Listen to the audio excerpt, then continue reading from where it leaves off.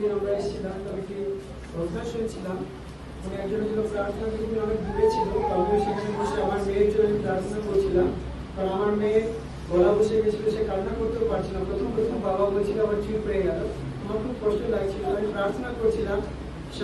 সোমবার থেকে আমি দেখছি, মানে তারপরের দিন থেকে এখানে আসার পরে সে চিৎকার করছে, কান্না করছে, ভালো হয়ে গেছে। আমি তাই রাজমিস্ত্রি কাজ করি, তো ভাড়া পথে পড়ে গেছে। আমি কাজ করি, এখানে আসবে বলে এক দারুণ চলছে যে আমি কাটছে আজ বাথরুম করি। তো দেখলাম আজকে ভাড়া ভেঙে মানে কি তক্তাই হয়ে আমি নিচে পড়ে গেছি। তো একটু লেগে গেছে, একটু মানে চিড়ে গেছে, হাতও ভাঙি। পুলিশকে ধন্যবাদ দিই, উনি আজকে অসুস্থভাবে এখানে প্রার্থনাপাতি পাঠিয়েছেন। কিন্তু ঈশ্বর, আমি প্রার্থনা করার পরে আমি অনেক সুস্থ আছি। আমার কোমর আর পায়ে প্রায় দেখা নেই। ঈশ্বরকে ধন্যবাদ। অনেক আমাকে বাধা, অনেক কিছু দেয়। তবু আমার টিউমার হয়েছিল পেটে, তবু আমাকে ভালো করে দিয়েছে। সেই টিউমার আমার আজ 15 বছর হয়ে গেল। আমি ওষুধ কিচ্ছু খাই না। প্রভুকে ধন্যবাদ দিই। প্রভুকে প্রতিদিন করে আমি প্রভু 3 দিন আমি আসতে পেরেছি, তার জন্য মন আমি ধন্যবাদ দিই। পরে হাত টাতগুলো কিরকম শিরাগুলো ফুলে গেছে, হাত পাগুলো দিন করছিল, অবার মতন হয়ে গেছিল। আমার 3 দিনের প্রার্থনা থেকে প্রভু আজকে আমি অনেকটা একটু সুস্থ আছি। প্রভুকে ধন্যবাদ দিই। প্রার্থনা করেছে আমাকে। প্রার্থনা করার পর আমার যত কষ্ট ছিল সব যন্ত্রণা, চোখের যন্ত্রণা দূর হয়ে গেছে, মাথার যন্ত্রণা দূর হয়ে গেছে।